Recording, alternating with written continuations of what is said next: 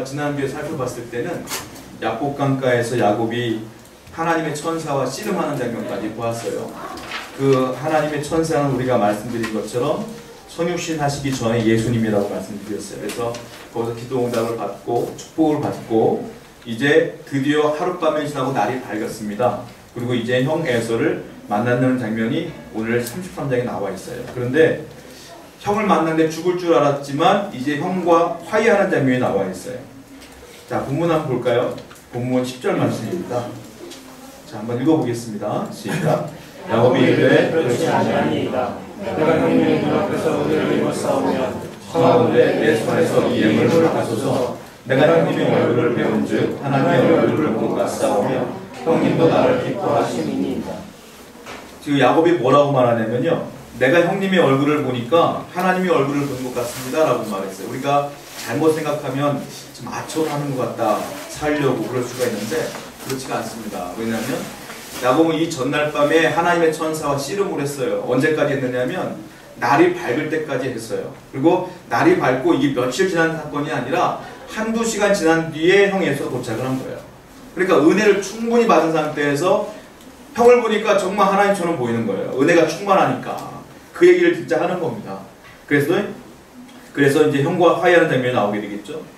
여러분, 우리가 오해하는 것 중에 하나가 있어요. 뭐냐면 기도를 하면 야곱이 기도를 야곱강가에서 했는데 표면적으로 볼 때는 야곱이 기도를 한 것 같아요.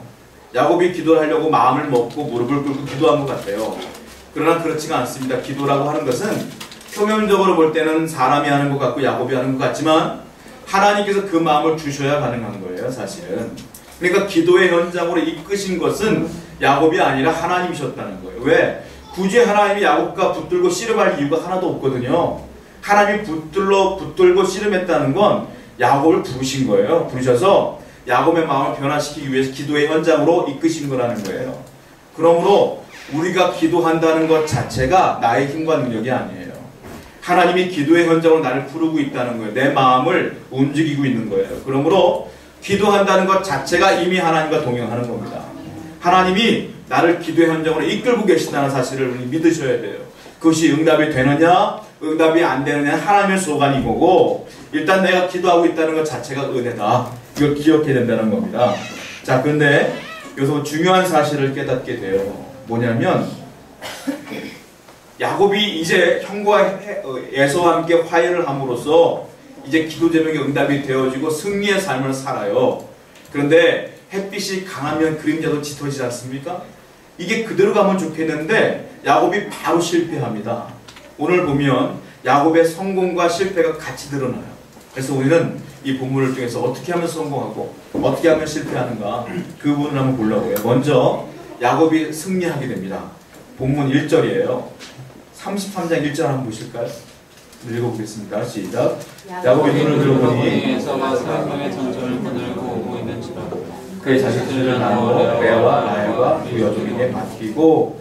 자, 이제 우리가 살펴봐야 될 것은 야곱의 마음입니다. 감정이에요. 자, 32장에 나와 있을 때 야곱의 마음은 일단은 살기 위해서 가축도 보내보고 화해 메시지도 보내봤어요. 그런데 형 에서가 다 거부합니다. 거부하고 지금 오늘 본문 보니까 어떻게 되냐면 400명의 장정을 데리고 야곱을 죽이려고 쫓아오는 거예요. 이걸 야곱이 알고 있어요. 이제 조금 있으면 형이 도착하는 건 기정사실화되어 있는 거예요. 자, 그날 밤에 하나님의 낯을 보지 아니하고 기도하기 이전에 야곱의 마음은 어땠는 줄 아세요? 이 사실을 알고. 본문을 보겠습니다. 32장을 보겠습니다. 32장 7절이에요. 한번 읽어보겠습니다. 시작. 야곱이 심히 두렵고 답답하여 능자와 양과 소와 닭들을 두 대로 나누고. 자, 이거는 야복강가에서 기도하기 전에 야곱의 모습이에요. 어떠냐면 마음이 답답해요. 그리고 두려워요. 이게 야곱의 감정이라는 거예요. 야곱은 지금 기도하기 전에는 두렵고 답답하고 어찌할 바를 모르겠는 거예요. 자, 이것이 야곱의 마음이었는데 그날 밤에 야복강가에서 하나님께 기도하지 않습니까? 기도했더니 야곱의 마음이 바뀌었어요. 어떻게 됐어요? 아까 읽어봤잖아요. 형을 보니까 하나님을 뵙는 것 같습니다 라고 여유만만해요. 아주 여전히 400명이 딱 있는데도 불구하고 두려워하지 않고 여유만만해요. 왜 그러냐? 하나님께 기도했더니 그 마음이 변했는데 어떻게 변했느냐면 그 전에는 감정에 충실한 사람이었어요. 이 감정에 충실하다는 게 뭐냐면 어려운 상황을 만나면 두려워요. 힘든 상황을 만나면 괴로워요. 절망된 상황을 만나면 두렵고 떨려요. 그리고 화나는 상황을 만나면 불만이 터져나와요. 그리고 원망이 터져나와요. 불평, 불만이 많아요. 이게 감정이 치우친 삶이에요. 감정이 치우친 삶은 상황 따라 바뀌어요, 계속. 그런데 사람의 마음은 불안한 겁니다. 이 감정에 치우쳤던 야곱의 마음이 하나님을 만나고 기도의 응답을 받은 뒤 어떻게 되냐면 감정에 치우쳤던 이 야곱이 이제는 이성과 신앙의 지배를 받아요. 여전히 400명이 내 앞에 있음에도 불구하고 이제는 두렵지 않아요. 하나님이 함께 한다는 믿음을 가지니까 아무것도 두렵지 않아요. 하나님을 믿으니까요. 여러분 신앙은 뭔지 아세요? 믿음은 뭔 줄 아십니까? 감정에 치우친 삶에서 신앙으로 사는 삶을 또한 이성으로 사는 삶으로 바뀌어지는 거예요. 그러므로 여러분들의 삶 가운데 어떤 환경과 어떤 어려움을 만나건 어떤 불만족스러운 일을 만나든 간에 늘 신앙으로 덮어버리시기 바라요. 하나님이 함께한다라는 믿음으로 승리하시기 바랍니다. 이것이 야곱이 변화된 모습이에요. 두 번째 야곱이 변화돼요. 어떻게 변화되냐면 어떻게 되냐면 자기가 살기 위해서 책략을 쓰는데 어떻게 씁니다. 야곱에게는 4명의 아내가 있었어요. 레아와 라헬과 그 몸종들 2명, 빌하와 실바가 있었는데요. 형이 자꾸 자기를 죽인다고 소식이 들리니까 어떻게 할까 고민하다가 이렇게 비겁한 방법을 써요. 어떻게 하냐? 먼저 자기가 덜 사랑하는 척들 있죠. 빌하와 그 다음에 실바, 그 두 여인을 먼저 앞세워요. 그리고 거기서 나온 자식들을 맨 앞에 보내고 가축들을 보내요.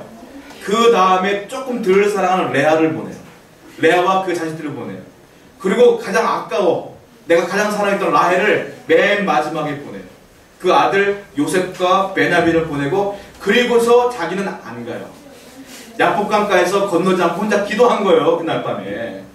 그러니까 형이 나오는 걸 보고자 한 거죠. 저기를 죽이나 안 죽이나 보자. 죽였네? 그럼 도망갈 생각했던 거예요. 야곱은. 얼마나 교활합니까? 이게 야곱의 모습이었어요. 이게 32장에 나왔던 야곱의 모습이죠. 한번 볼까요? 32장 24절입니다. 32장 24절이에요. 읽어보겠습니다. 시작. 야곱은 홀로 남았더니 어떤 사람이 안에서도 야곱과 씨름하는 홀로 남은 거예요. 이렇게 다 보내고. 그런데 이날 밤에 하나님께 기도하다가 그 변화되잖아요. 어떻게 변화되는지 아십니까? 33장에 보면 완전히 변화됩니다. 자, 2절과 3절을 볼게요. 시작.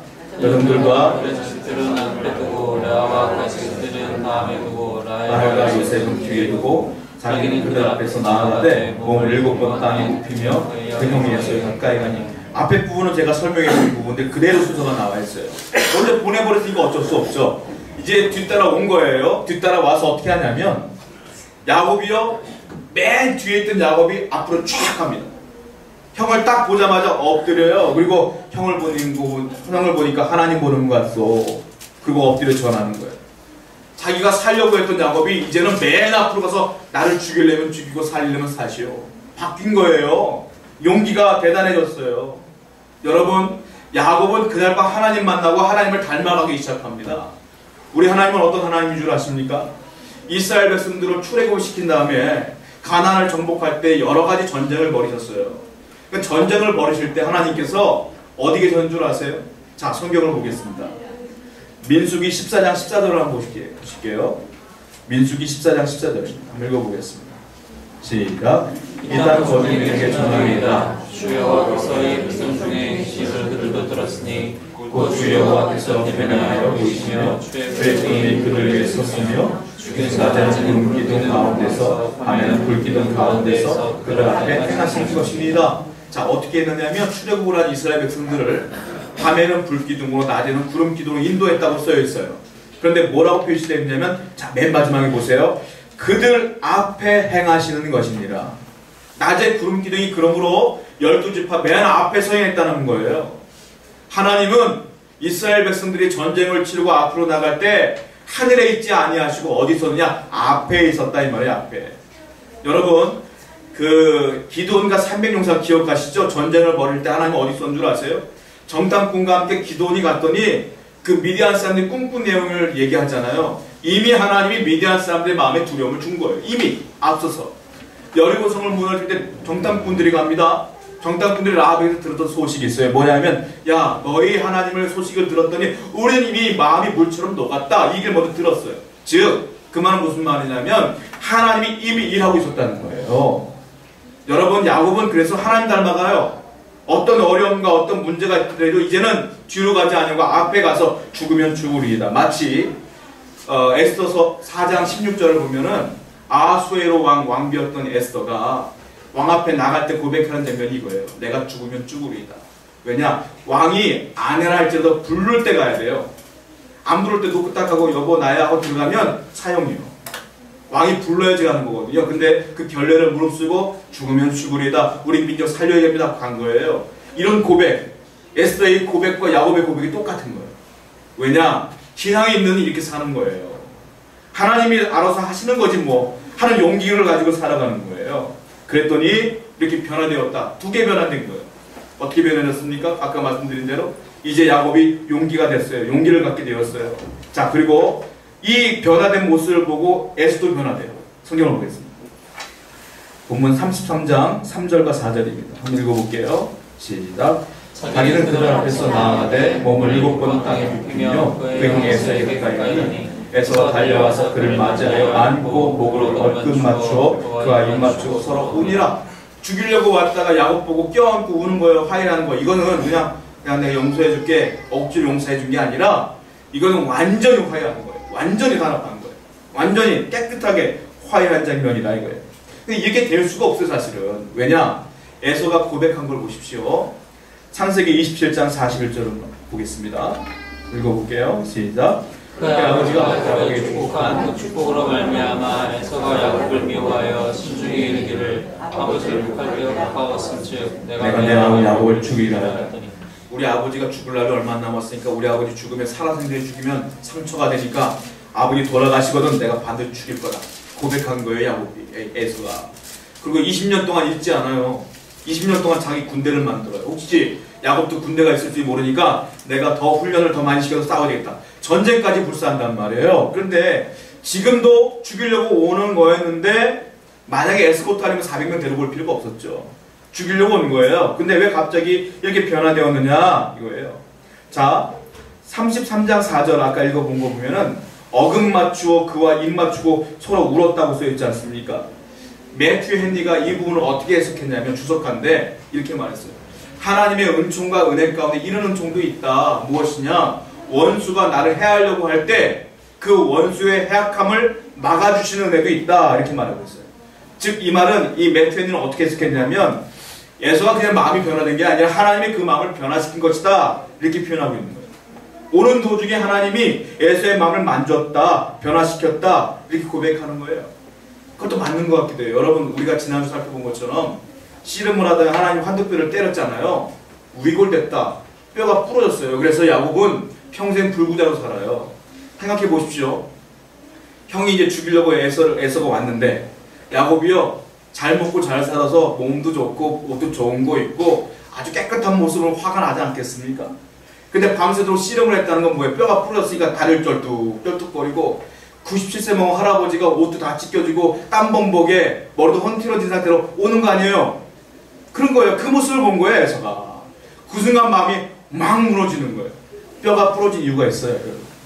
뼈가 부러진 것도 은혜예요. 그래서 하나님께서 환도뼈를 때려친 이유가 있더라고요.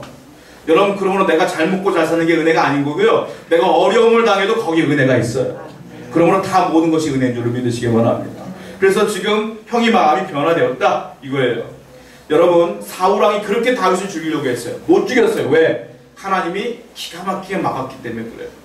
여러분들이 당하는 위기와 어려움과 난관들은 어쩌면 하나님께서 그냥 허락하신 거예요. 이거는 감당할 수 있어. 감당할 수 없는 건 하나님이 딱 막고 있는 거예요. 그러니까 하나님의 앞서서 일하심을 믿으시기 바랍니다. 그리고 우리가 기억해야 될 게 아까 에서와 그 야곱이 어금 맞췄다, 목에 입 맞췄다 이 장면 있지 않습니까? 낯이 익은 장면이에요. 자 누가복음 15장을 보면 탕자가 나와요. 탕자가 나오는데 아버지의 유산을 먼저 가지고선 이국으로 갔다가 다 쓴 다음에 돌아오잖아요. 돌아올 때 돼지 주염 열매를 먹었다고 써요. 주염 열매는 맛이 좀 달대요. 약간 달짝지근하지만 영양가가 하나도 없대요. 그래서 쥐염 열매만 먹으면 결국 굶어 죽는다고 하더라고요. 그 열매를 먹다 굶어 죽을 것 같으니까 다시 아버지께로 돌아가리다 하고 돌아가는 장면이 나와요. 성경을 볼까요? 누가복음 15장 우리 18절과 19절 읽겠습니다. 시작. 내가 일어나 집에 가서 이르기를 아버지 내가 내와 아버지께 죄를 지었사오니 지금부터는 아버지의 아들이라 걸음을 감당하지 못하겠나이다. 나를 풀꾼의 하나로 보소서 하리라. 자, 그랬더니 아버지를 만났어요. 20절을 볼게요. 누가복음 15장 20절입니다. 시작. 이에 일어나서 아버지께로 돌아가니라. 아직도 거리가 먼데 아버지가 그를 불러 측은히 여겨 달려가 목을 안고 입을 맞추니. 자, 예수님이 비유하신 것인데 우리는 유추해 볼 수 있어요. 뭐냐면 예수님이 이렇게 말씀하신 것은 에서와 야곱의 그 모습을 통해서 이렇게 화해한다는 모습으로 예수님께서 말씀하신 것이다. 이렇게 충분히 유추해 볼 수 있다는 거예요. 이게 거기서 나온 말씀이에요. 창세기에서 어떻게 보면. 그러니까 이것은 완벽한 화해를 얘기하고 있는 거라는 거예요. 자, 모든 결과는 야곱이 그날 밤에 하나님의 얼굴을 봤기 때문에 그래요. 하나님을 만났기 때문에 그래요. 하나님을 기도했기 때문에 그래요. 응답받고 축복받았기 때문에 이런 모든 일이 벌어진 것이다 라는 거예요. 그래서 시편 말씀 한번 더 보겠습니다. 읽어볼게요. 시편 80편 3절입니다. 시작. 하나님이여 주의 얼굴을 비추사 우리가 구원을 얻게 하소서. 이거는 바벨론으로 이스라엘 백성들이 포로 생활할 때 고백했던 내용입니다. 뭐라고 말했냐면 주의 얼굴빛을 비추어 주옵소서. 그리하면 우리가 구원을 얻게 될 것입니다. 이 구원은 죄로부터의 구원이 아니라 바벨론의 압제로부터의 구원, 어려움으로부터 구원을 말하는 거예요. 여러분 그렇습니다. 하나님의 얼굴빛을 본 야곱은 구원받았어요. 하나님의 얼굴빛을 본 이스라엘도 나중에 고레스의 칙령에 의해서 구원받았어요. 여러분도 하나님의 얼굴빛을 보면 구원받아요. 삶의 문제에서 구원받아요. 그러기 위해서는 우리는 어려움을 만날 때마다 야곱강가의 기도처럼 씨름하며 기도해야 될 줄로 믿습니다. 이것이 승리한 야곱의 모습이에요. 그런데 여기까지 참 은혜로운데 야곱은 또 실패하게 만들어요. 어떻게 실패하는지 아십니까? 본문 보겠습니다. 33장 12절입니다. 읽어보겠습니다. 시작. 에서가 이르되 우리가 떠나자 내가 너와 통행하리이다. 에서가요 한번 이게 껴안고 화해한 다음에 이렇게 말하는 거예요. 야곱아 너 고생 많이 했지? 나와 함께 살자꾸나. 이게 그 말이에요. 나와 살자. 내 집은 세일산에 있으니까 같이 가자. 내가 널 보호해주며 살게 해줄게. 그랬더니 야곱이요 에서가 말한 세일산은 어디냐면 지금 야복강가에 있는 분이엘에서 한 120km를 더 가야 돼요. 너무 멀어요. 지금은 어디로 말하냐면 요르단의 페트라라고 하는 곳이에요. 성지순례를 가면 목사님들이 이 페트라를 가셔요. 페트라가 얼마나 크냐면 바위산인데요. 바위가 얼마나 크냐면 우리나라에 그런 바위가 없대요. 바위 중에 하나가 깨져 있는데 그 깨져 있는 바위를 갔다 오는 거예요. 근데 3분의 1 지점만 갔다 와도 2시간이 걸린대요. 그만큼 바위가 어마어마하게 크대요. 그런 바위들이 막 즐비한 곳이 페트라라고 하는 곳이에요. 이 세일산이 그런 곳인데 거기서 살자 이거예요. 그랬더니 야곱은요 형 얘기를 딱 듣고 어떻게 대답하나 보자고요. 13절과 14절을 보십시오. 읽겠습니다. 시작. 야곱이 그에게 이르되 내 주가 아시노라 새로 내년하고 내 귀인의 양떼와 소가 새끼를 내고 있은즉 하루만 지나치게 보면 못 내가 죽으니 청하건대 내 주는 종보다 앞서 가소서. 나는 앞에 가는 가축과 자식들의 걸음대로 천천히 인도하여 세일로 가서 내 주께 나가리. 길게 얘기했지만 한마디로 말하면 싫어요예요. 나 형하고 살고 싶지 않아요. 핑계 대는 거예요 지금. 우리 가축들이 연약하고요. 그리고 하루만 더 가면 죽을 것 같고요. 지금까지 도망왔으면서 뭘 이제 얘기를 합니까? 그러니까 살고 싶지 않아요 이 말이에요. 에서가 눈치를 못 채요. 눈치를 못 채고 뭐라고 말하냐면 15절을 보십시오. 15절 읽겠습니다. 시작. 에서가 이르되 내가 내 종 몇 사람을 내게 머물게 하리라. 야곱이 이르되 어찌하여 그리하리까 나로 내 주께를 얻게 하소서. 야 그러면 네가 조금 늦게 출발해. 내가 내 400명 중에 괜찮은 애들 몇 명 내가 보호해 줄 테니까 남겨놓을 테니까 그냥 쫓아와라. 이게 그 얘기예요. 그랬더니 당황스러운 야곱은 뭐라냐면 뭐하러 그렇게 해요. 그렇게 하지 마시고 그냥 다 데리고 가세요 이 말이에요. 한마디로 나 형하고 살고 싶지 않아요 이 말을 하고 있는 거예요 지금. 자, 그리고 33장 16절과 17절 한번 읽어볼까요? 읽겠습니다. 시작. 이날에서는 세일을 돌아가고 숫곳에 이르러 자기를 위하여 집을 짓고 그의 가축을 위하여 우리간을 지었으므로 그 땅 이름을 숫곳이라고 하더라. 거기 보세요. 형은 120km 떨어진 세일로 돌아갔고 자기는 서쪽으로 8km 정도 떨어진 숫곳에 머물렀어요. 머물면서 집도 짓고 우리간을도 짓고, 그러니까 머무르는 생각으로 간 거죠. 같이 생각이 없는 거예요, 한마디로. 이렇게 떨어져 나가는 거예요. 이 우리간이라는 말이 있는데 우리간 뜻이 숫곳이에요. 그러니까는 우리간을 지으면서 자기가 숫곳 이렇게 이름을 지었나 봐요. 이름도 쉽게 졌어요. 숫곳. 자, 그래서 가까운 곳에다 집을 짓고 살기 시작하는 거예요. 숫곳은요, 지금으로 말하면 이스라엘은 강이 3개가 있어요. 물줄기가. 맨 위에 갈릴리 호수가 있고 물줄기 따라 요단강이 있고요. 맨 밑에 사해가 있는데 이 사해와 요단강이 만나는 곳이 숫곳이에요. 그 정도까지 내려와 있는 거예요. 근데 숫곳이라는 이름이 또 하나 있어요. 출애굽을 이스라엘 사람들이 할 때, 움직일 때 라암셋에서 출발을 하고 그 다음 도착한 곳 숫곳이거든요. 그 숫곳은 이 숫곳과 다른 곳이에요. 그러니까 똑같은 곳은 아니고, 그러니까 이 숫곳은 지금 야곱이 지은 거예요. 여기서 머물고 있는 거예요. 우리는 몰라요. 정말로 야곱이 형하고 살기 싫어서 그랬는지, 아니면 정말로 조금 있다가 좀 체력을 회복한 다음에 가려고 했는지는 모르겠지만, 여하튼 영원히 안 간 걸 보면 살고 싶지는 않았던 것 같아요. 여전히 성경 보면 안 만나거든요. 끝까지 이제. 자, 그런 것 같아요. 자, 그랬더니 이제 숫곳에 살다가 야곱이 또 이사를 갑니다. 이사를 세일로 가야죠. 근데 세일로 안 가요. 세겜으로 가요. 자, 18절과 20절 한번 읽어볼게요. 시작. 야곱이 바다나라에서부터 평안히 땅 세겜 성읍에 이르러 그 성읍 앞에 장막을 치고 그가 장막에 친 밭을 세겜의 아버지 하몰의 아들들의 손에서 베크시타에 샀으며 거기에 제단을 쌓고 그 이름을 엘엘로헤 이스라엘이라 불렀더라. 자, 세겜으로 이사를 갑니다. 세겜은요, 이 숫곳이라는 곳에서 한 40km 내려가면 세겜이 나와요. 그러니까 자기는 이 세겜으로 가서 정착할 생각이었던 것 같아요. 왜냐하면 땅을 샀거든요.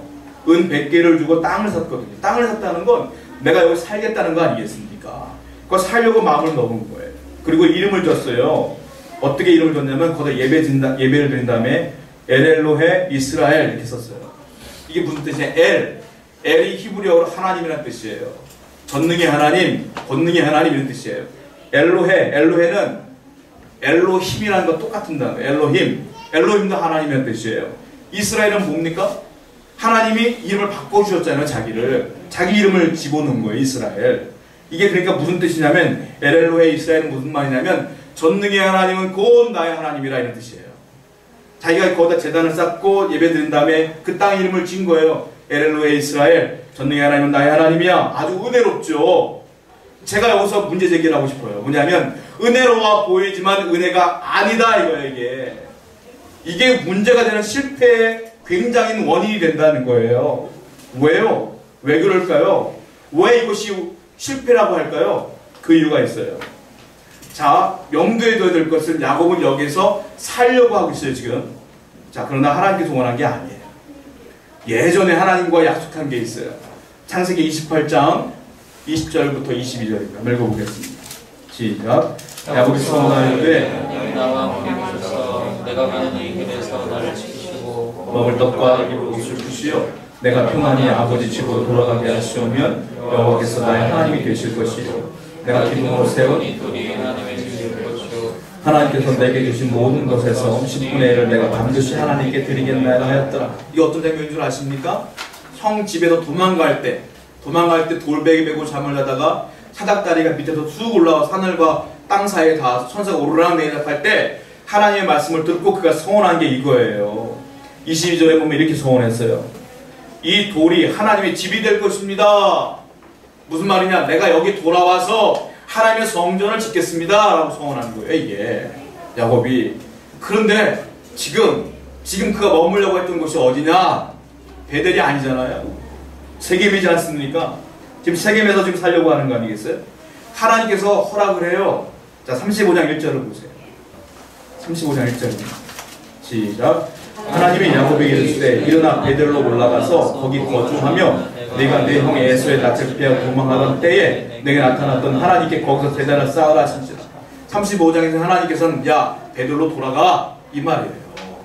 지금 35장 사이에 지금 세겜에서 머물려고 하는 거란 말입니다. 멀지도 않아요. 세겜에서요 40km만 더 내려가면 베델이에요. 그리고 거기서 20km, 25km만 더 내려가면 예루살렘이에요. 30km만 더 내려가면 헤브론이에요. 다 하나님의 땅이에요, 거기가. 그러니까 지금까지 숫곳에서 40km 와서 세겜까지 온 거 아니에요. 40km만 더 내려가면 베델인데 그걸 안 내려가요, 지금. 그때 어떤 일이 벌어진 줄 아십니까? 세겜에 보면 하물이라는 추장이 있어요. 그 아들이 어느 날 야곱의 딸 중에 디나가 있는데, 디나가 사춘기 딸인데 얘가 바깥이 보고 싶은 거예요. 바깥에 나갔다가 그 남자를 만나서 겁탈을 당합니다. 야곱의 딸이. 아시잖아요, 그 내용이 있어요. 그랬더니 형들이 야곱의 자식들이 화가 났어요. 그래가지고 몰래 그들에게 뭐라고 말하냐면, 야, 너희들 할래 행하다, 그럼 결혼시켜줄게. 그래놓고 나중에 다 죽여버렸어요. 그 레위, 루벤 다 그 아들 다 죽인 거 아니겠어요? 그랬더니 그 민족들이, 이 민족들이 화가 나고 저 집안 죽여버리자. 그래서 그들이 연합을 하고 쫓아와요. 그래서 별 수 없이 어디로 도망가냐? 베델로 도망간 거예요, 야곱의 가정이. 거기서 예배했더니 하나님께서 살려줘요. 그 다음에 나와요. 여러분 기억해야 돼요. 뭐냐면 하나님께 약속한 것을 지켜야죠. 자기 편의상 자기가 원하는 대로 살았더니 야곱은 바로 실패해버리게 돼요. 중요한 교훈이에요. 자, 야곱이 왜 실패했느냐? 엄청난 위기를 만나야 될 이유가 있어요. 첫 번째, 하나님께 드렸던 야곱의 그 소원을 야곱이 완전히 잊어먹었어요. 하나님의 은혜를 잊어버린 거 똑같은 거예요. 소원한 거 잊어먹으면 안 돼요. 성경을 볼까요? 전도서 5장 4절입니다. 읽어보겠습니다. 시작.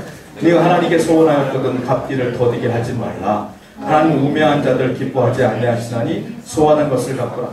소원하지 않은 사람을 뭐라고 말하냐? 우매한 자다, 이렇게 말하고 있어요.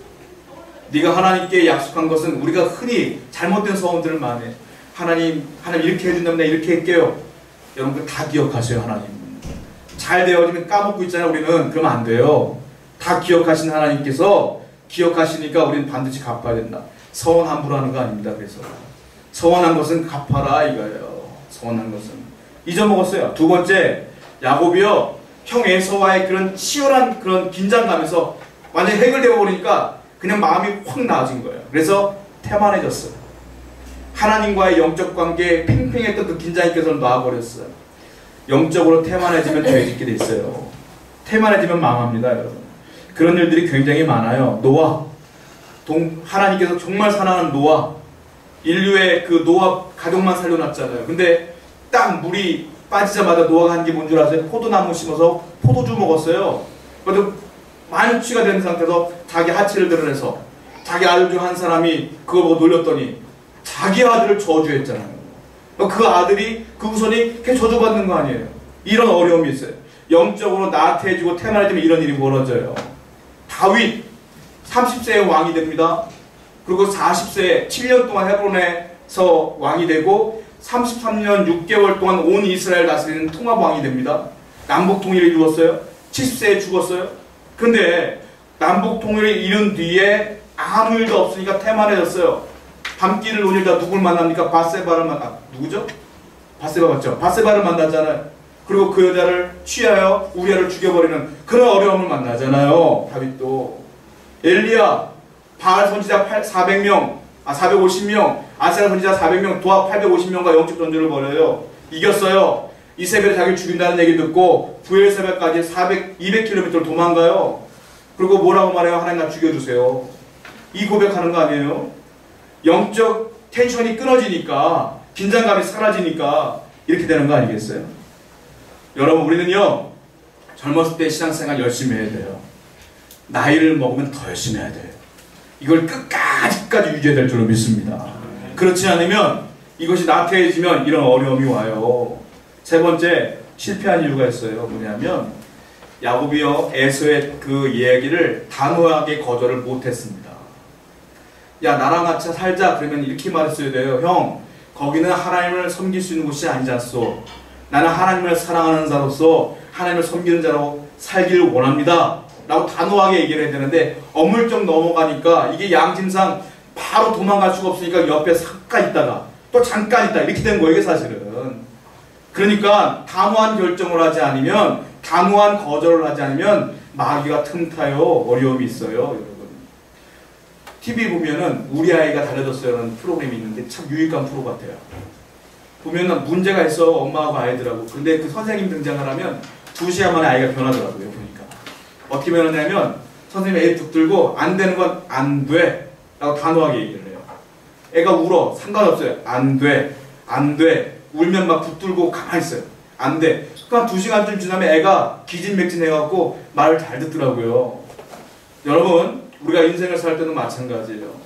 신앙생활 하다 보면, 직장생활 하다 보면, 사업을 하다 보면 여러 가지 미혹과 유혹이 있어요. 그때 우리가 어떻게 되냐? 안 돼! 라고 단호하지 않으면 그 틈을 사단이 틈탑니다. 그래서 우리를 막 어렵게 만드는 거예요. 야곱이 단호하지 않았기 때문에 거기서 무너지게 된 거예요, 사실은. 또 하나의 진리를 발견했어요. 뭐냐? 야곱이요, 지금 애매모호하게 베들로 올라가지 아니하고 세겜에서 단을 쌓고 예배하면서 엘엘로헤 이스라엘이라고 아주 멋있게 이름까지 줬지 않습니까? 저는 뭐 하나 깨달았어요. 뭐냐? 아, 완벽하게 순종하지 않아도 적당하게 순종하면서도 이렇게 예배할 수는 있구나, 이 생각이 들었어요. 여러분들 하나님을 섬기는데 끝까지 주여 주님 아니면 안 됩니다라는 고백이 없어도 예배는 할 수 있구나라는 생각을 했다고요. 성도들 가운데 교회 다니면서 무슨 문제를 만나면 점집 찾아가시는 분이 있어. 가끔가다 부적도 나와요. 제가 신방 갔을 때 그런 분도 봤어요. 애매모호한 거예요. 이것도 믿어보고 저것도 믿어보고 싶은 사람이 있어요. 이게 애매모호한 거예요. 이래도 예배할 수는 있어요, 사실은. 야곱이 지금 그렇게 하고 있는 거예요. 제가 이제 군생활 할 때 운전병이었거든요. 교도소에서 제가 이제 그 공무원들이 하는 걸 돕는 역할이었는데 저는 차를 다양하게 운전해봤어요. 중대장님이 회의를 가시면 찝차를 운전했고, 평상시에는 그 재판을 받기 위해서 재소자들이 움직일 때는 버스도 운전해봤고, 재소자들이 농산물을 막 만들어 놓으면 추수할 때 트럭도 운전해봤고, 제일 많이 운전하는 건 매일같이 쓰레기가 많이 나왔고, 제가 쓰레기차 있잖아요, 일변. 그거 제가 운전하고 다녔어요. 그 쓰레기 싣고. 그리고 변도 제가 다 치워뒀어요. 그거 갖고 다니면서. 별의별 차를 다 운전했어요. 그런데 군인의 운전병은 저 하나였고, 그 차가 많다 보니까 공무원들이 있어. 그러니까 운전하시는 기사들이 있어요. 그분들 일반 분들이에요. 월급 받으면서 하시는 분이에요. 그분들이 차를 살 때마다, 새 차를 살 때마다 고사를 지내는 거예요. 거기다가 고사를 지내고 나보고 절을 하래요. 저는 신학생이니까 못합니다. 제가 기도는 할게요. 그랬거든요. 저는 이제 차를 사면 차 붙들고 기도하고, 그분들은 고사 지내고. 그래서요, 제가 운전하려고 딱 보니까 위에 뭐가 냄새가 자꾸 나요. 딱 보니까 뭐냐, 마른 북어가 있죠. 마른 북어를 차마다 다 꽂아놨어요. 이래야지 안전운행할 수가 있대요. 이래야지 그 고사 지내기 효력이 있대요. 이래야지 사람이 안 죽는데요. 제가 너무 군생활에 배가 고파갖고 그걸 다 먹었어요. 빼가지고 고추장찌개 다 먹었어요. 그거 어디 갔냐고 그러더라고요. 제가 그랬어요. 이거 제가 다 먹었는데 제가 매일같이 기도할게요. 안전을 위해서. 걱정하지 마세요. 하고 매일같이 기도했더니 한 번도 사고 없이 살았어요. 부적 없어도 돼요, 여러분. 하나님을 도우시면 되는 거 아니겠습니까? 애매모호하게 믿는 분들이 있어요. 그럼에도 불구하고 예배는 또 잘 드려. 여러분, 그게 위기예요. 하나님을 섬기기로 결단했으면 끝까지 하나님을 믿으며 하나님만 섬기는 여러분들에게 축원드립니다. 그래야 야곱 같은 축복을 받습니다. 그 말씀을 기억하며 찬양하도록 하겠습니다.